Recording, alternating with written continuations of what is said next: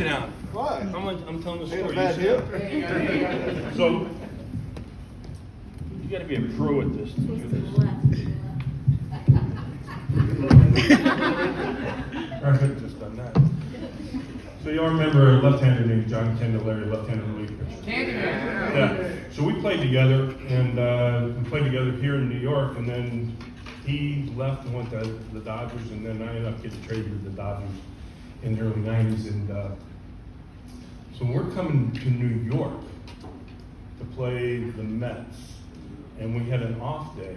I think we traveled to New York on Sunday, and the off day was on Monday. So he says to me, he says, hey Raj, you want to go get lunch tomorrow? You know?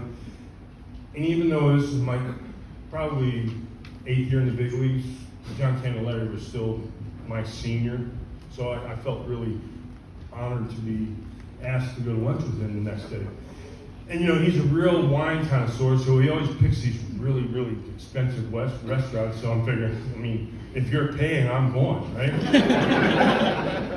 And so he says, yeah, he goes, I said, well, what are we gonna go do? He goes, well, I thought we'd get some French onion soup. I said, really? He goes, yeah, he said, the Concorde leaves at 8. We'll be in France for lunch, and then we can fly back. I said, John, I'm not going. John Candelaria flew to France for French onion soup in one day and came back on the Concorde. True. Questions? You guys want to know anything? What's going on? I got it. I don't. He knows more about the existing Did you find any team. matches? I did not.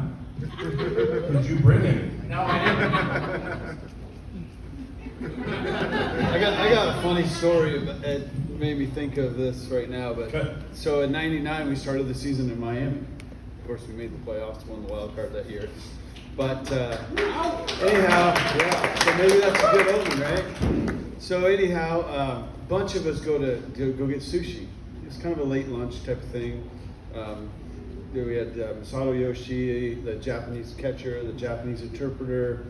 I think it was Rick Reed, Dennis Cook, Al Leiter, and Oral Hershiser. So we're all at this table, we're eating, having a good old time, moving it up a little bit, and pretty much done. Well, I start feeling some rumbles already, so I make my way to the bathroom, and I'm in there for a spell. So I come out of the bathroom, and they're all gone. So, like, sweet, you know, I got out of paying for this one. I'm literally at the door with my hand on the door handle, and I look at the waitress and I go, "Hope they left you a good tip." She goes, "Oh no, they say you pay."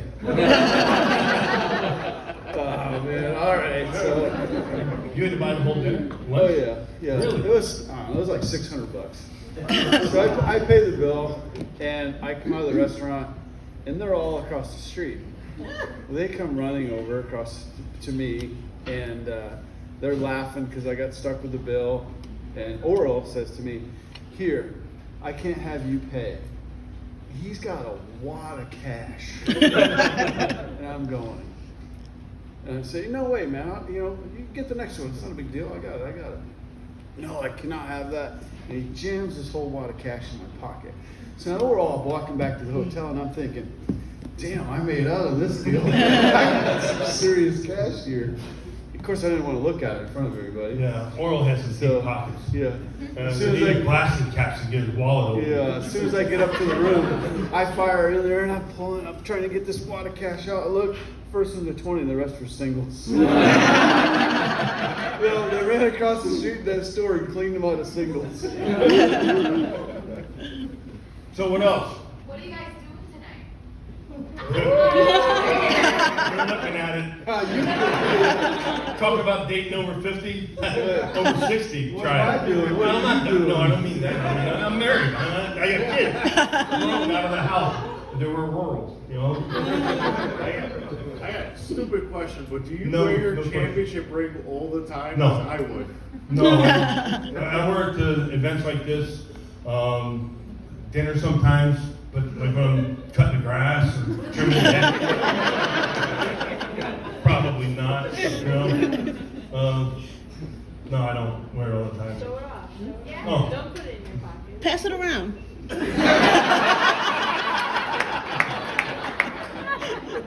know, but this is very special and special time and everything like that. But you see today's rings? Yeah. Oh my God!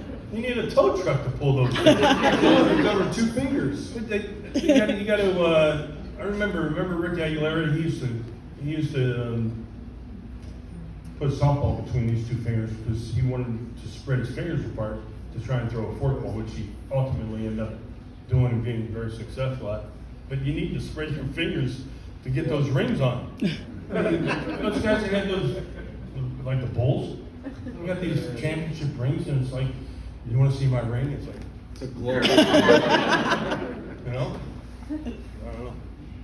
I don't hardly ever wear my 2000 National League Championship ring. It's beautiful, but it's got 4 diamonds on each corner of the ring. So every time you put your hand in your pocket, you feel like you're going to rip your pocket or rip one of these diamonds off. So, my bad. I get touched, I feel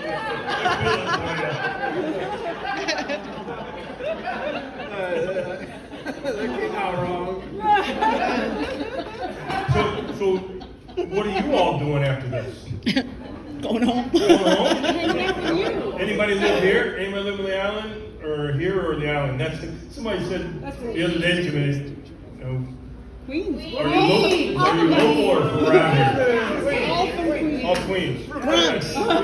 The Bronx. Yeah. There was only a smattering of people that said they were going to opening day. It's too expensive. He's got Oral's money. Any other questions? You guys are easy. Both of you guys being short relievers, but the pace of play, pitch clock now, the pace of play when you played was a lot quicker than it is Same as now. him. Even you, who played later than Roger. But how would you guys have adapted? Do you want to go first, or do you want me to? Go for it. I would eliminate about 1 commercial every half inning, and you wouldn't need a pitch clock. Yeah. So you know what? I think they're going to be able to adapt. It's just something new, and I guess depending on how it goes throughout the season, I don't know if it's going to last after All-Star break, but it might be something that's just, when guys get used to it, and you're just going to have to speed it up.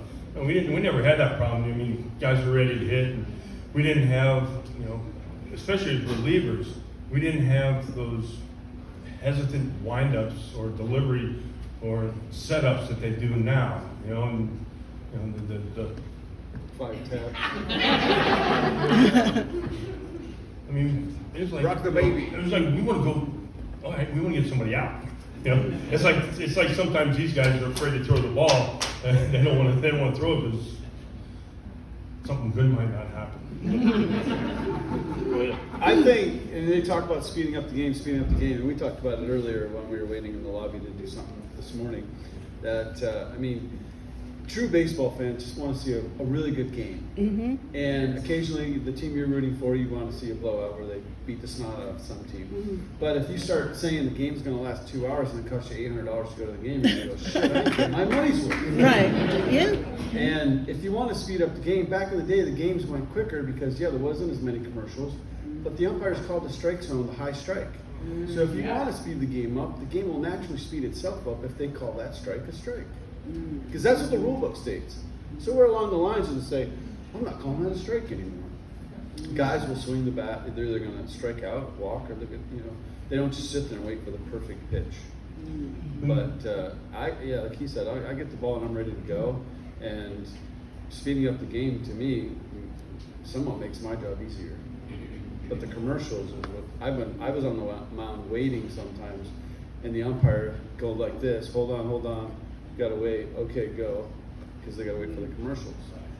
And they said in the minor leagues the games increased, but they don't have commercials in the minor leagues. They don't have all these TV rights. I think one of the things that a lot of people forget about, and going back to the commercial a little bit, I mean, as a pitching coach, a lot of times the umpires, home plate umpire, come over before the game and say, hey, listen, this is a national game. We got 3:30 between innings. Could you hold your pitcher back so that he doesn't get out there and it makes them look bad, like everybody's ready, but the umpires aren't letting them play because they haven't got a commercial. But the other thing too is I actually just thought of this when you were talking about that, is that there's a limited number of early count outs. A lot of at bats go 5, 6, 7 pitches. They get deep at bats, so that's going to extend the length of the game because you have 27 outs, and if every at bat is 5 or 6 pitches because all they're trying to do is damage, you don't or you very rarely see guys hit the opposite field, hit and run. There's not a whole lot of action, right? First and third, bunt. How fun was it to watch Mookie Wilson run from first to third and watch him round second? It's like it was horizontal. I mean, I enjoyed that, watching him be able to do that.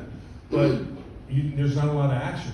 There's no bunts anymore, or very few.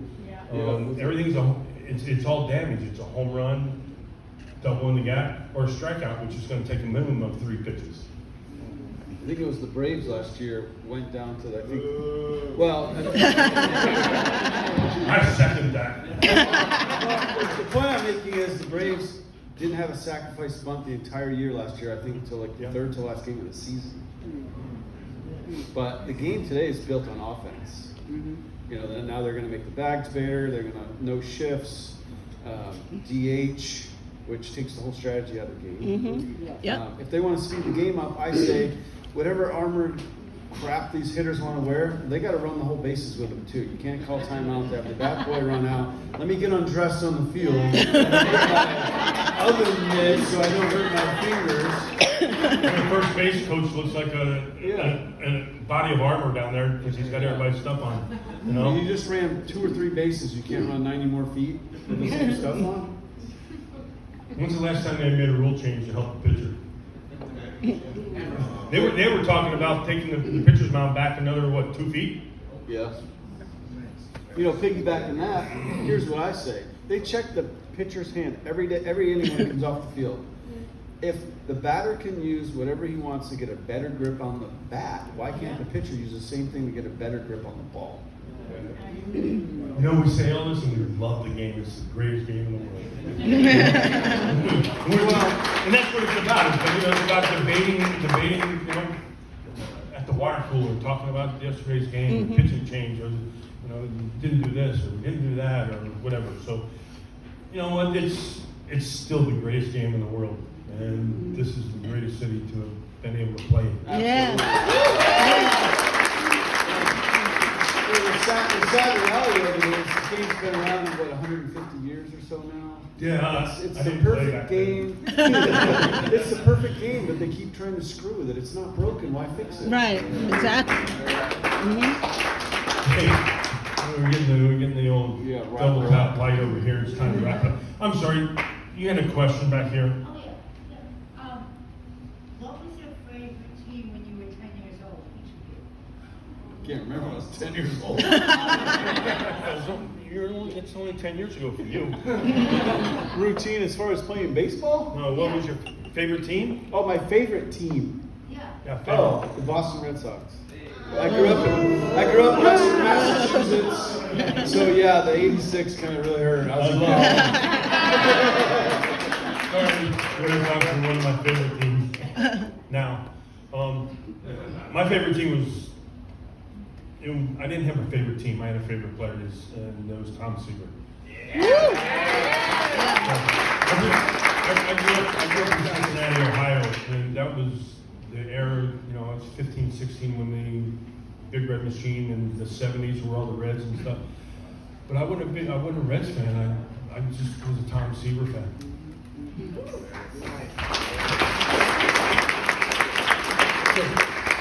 You wearing 2? Yeah, I got some elk teeth down there. The contrary to belief, there's never been a shark's tooth on around my neck.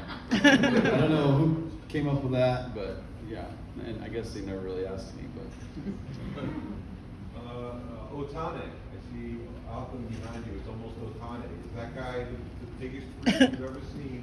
And how long before he's a New York Met? Otani. You might need a new prescription, buddy.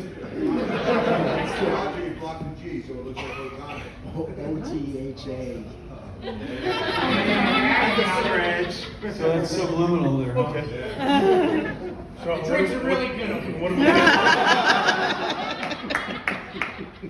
do? Cut him off.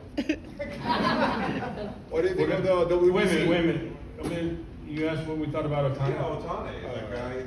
I think he's a special player. Absolutely. I think he's a very special player. To be able to do what he does, and if he stays healthy, he'll be a special player for a long time. And who knows, he Interesting to might be see how there. long he can do that as he gets older. If he can keep doing both. Would either of you like to play in the WBC? I would have played. Yeah, I would have played too. I mean, what better honor would it be to be actually play in the big leagues and then play for your country? Yeah. The difference, I think, I don't want to say speak for Turk, but it's different from a reliever standpoint of getting ready for the season than it is as a starter. Okay. Preparation for a starter to pitch in the WBC has to probably start in December. Yeah. I mean, Yeah. there's a build-up, and if not, there's the chance of injury. So that being said, from a reliever standpoint, I mean, I didn't start playing catch until about 2 weeks before spring training. I didn't pick up a ball until January. I didn't. I mean, guys today, I think they throw way too much. I mean, Yeah, way. especially if you're going to be in 60 or 70 games a year, and you want to be at the top of your game, hopefully every time you go out there. And you've heard the verbiage of save your bullets, and it's kind of like I want to save them for the game. I never threw a slider in spring training because I knew I was going to throw a whole bucket load of them during the season. See, that. I don't want to say the difference. I don't know today's players' mentality, but our thought was this is a marathon and not a sprint. Well, a lot of players today, we used to use spring training to get in shape. Now you got to be in shape when you get there to start the season. Yeah, look at us. We're in shape. Round is shape. Hey, we'll be up here as long. You tell us when you cut us off. Go ahead. So I grew up 86 Mets fan. Yes. And I remember you very, very well. And I know that you guys had a cast of characters on that team, right? But give us your best memory of number 18, the kid, Gary Clark. There's a bunch of them. Really, I mean, the fact that he played hurt, the fact that he would be in the training room after the game with bags on both elbows, on both knees, and both shoulders, and would be ready to answer the bell the next day. And he never asked for a day off that I know of. So he was a very special person and player. More importantly, a person as much as a player. But anyway, the one story I will remember is talked about in between innings, and as a reliever, I got ready relatively quick. I think my routine was like 6 pitches. Gary had just made the out, the last out of the inning prior, and I'm out there, and I forget, maybe Ed Hearn or somebody was warming me up. And Gary's getting his beer on, he comes out, and I go, I didn't have a watch on, but I looked at my wrist like I was looking, what took you so long, He threw the ball back to me as hard as I've ever had. The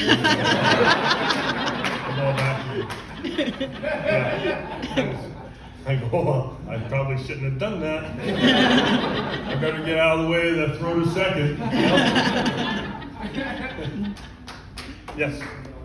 I'm interested in as your perspective as relievers, with the way analytics is, where they don't let a starting pitcher go through the third time through the order. Would you? And I know it's like through the minor leagues they give them like a pitch maximum and they train. But do you think that's beneficial overall?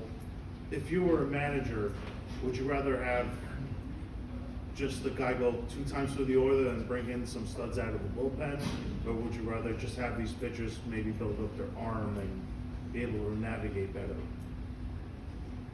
I'll answer that with, if you have experienced people making that decision that are on the bench, they got eyes. It's called the eye test. And you go through the scenarios pre-game, you know, if they come up, somebody comes up with does damage against them the third time, second and third, and we're winning 8-1, I'm probably going to give him an opportunity. It's just, for me, it's an eye test. I think analytics are a really, really good tool, and I think it's something that obviously we didn't have as much of as they do now, but I don't think it's the end-all tool.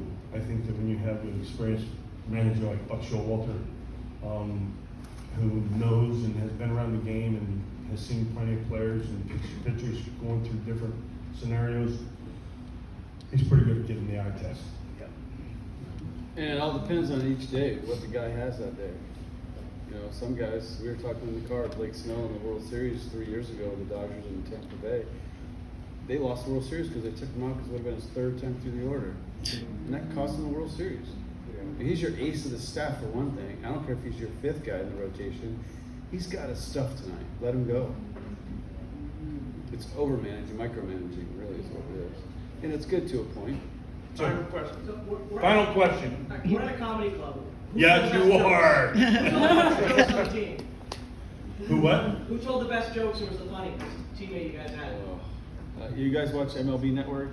Dan Plesac is one of the funniest guys I've ever heard. Him and Dennis Cook. I don't know if it's because they're both lefties or what, but hysterical. Always had us cracking up. I'd probably, if I had to pick one, I'd probably go with Dennis Cook too. You play with Cookie too? Yeah, he's old, huh?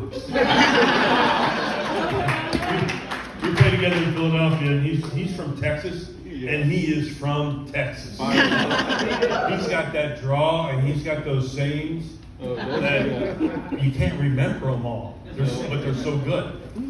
So, yeah. Well, we got to get out of here. Thanks everybody for coming. We'll see y'all at the ballpark this summer.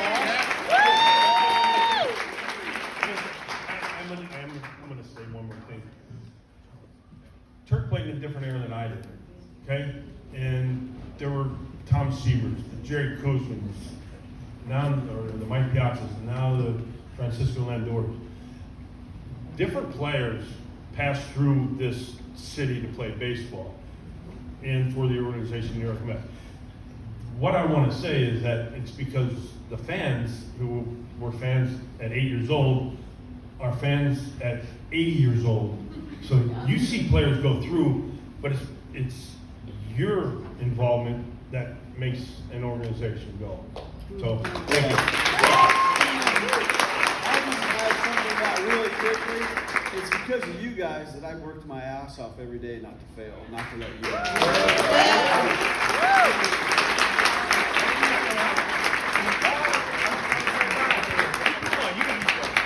Yeah, I just want to say thank you guys for coming and have a great day. Thank you very much.